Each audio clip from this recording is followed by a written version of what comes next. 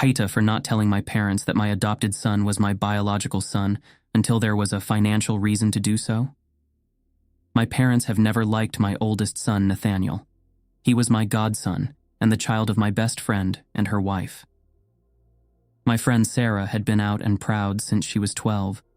Her parents were super supportive and were the best allies I could imagine even before she told them. Sarah and I went to middle school and became friends. I had a massive crush on her until she explained she was into girls. First I was confused, then I accepted it, and our friendship changed and got stronger. My parents hated her, not for breaking my heart or anything, just because she was gay. I told them I wasn't going to stop being friends with her, and that I would rather be friends with her than their kid if they tried to make me choose. Fortunately for my parents, Sarah and her family moved, but we stayed in contact with email and MySpace. Out of sight, out of mind for my parents, Sarah and I both applied, and we're accepted to the same college. 2 years in, we moved out of dorms and got an apartment together. She was the best wing person ever. Sorry for the backstory. She met and married her wife. They needed a donor. I fit their criteria. I agreed so long as we had a contract that took any financial responsibility away from me. They agreed, and I became Uncle Caden.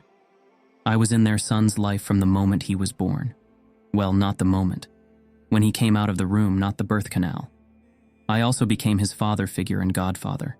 We were going to tell him when he was old enough to understand. Then I met my wife and got married.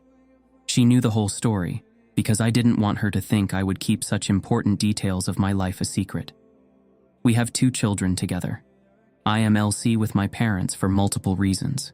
Their homophobia is low on the list of them, if that gives you any idea how my parents are. They attended our wedding and have spent time with both of our kids. We did not deny them the opportunity to be grandparents. We just don't go out of our way to include them. Sarah and her wife passed away in a boating accident. Nate was with Sarah's parents at the time. I became his guardian and adopted him ASAP. He was 12. I make sure he sees his relatives on both of his mother's sides. I will continue to do so until he is old enough to go by himself. It has made for a confusing and bittersweet family. None of them knew I am not just his dad, but also his father. My parents, on the other hand, have always tried to exclude him. I have made it clear to them that he is my son, and I won't put up with their shit. I also didn't tell them the truth because I was afraid they would tell him before we were ready. We told Nate when he turned 16. He laughed and said he had figured it out a long time ago, but was humoring me and his moms by pretending he didn't. He has always been a smartass.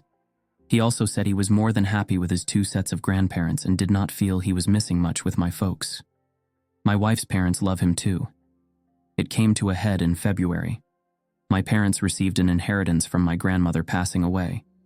They don't need the money, so they contacted me to see if they could put money into the kids' education funds. I thanked them and agreed. I told them that they could send me the money and I would split it up into all 3 accounts. Nathaniel has a good fund that we topped off since we got money from his mom's insurance. We also rented out their old house and used that money for expenses. My wife and I both work and have pretty decent accounts for our kids, but extra money won't hurt. My parents said that they only wanted me to split it 2 ways. Just my kids with my wife would be getting money. I then said thanks, but no thanks. I would not be excluding one of my kids because they were terrible people. They ended up opening accounts by themselves for my kids. Nothing I can do about that. My grandparents also set up a trust fund for their descendants to draw from when they turn 18. It isn't a lot of money, but every little bit helps these days.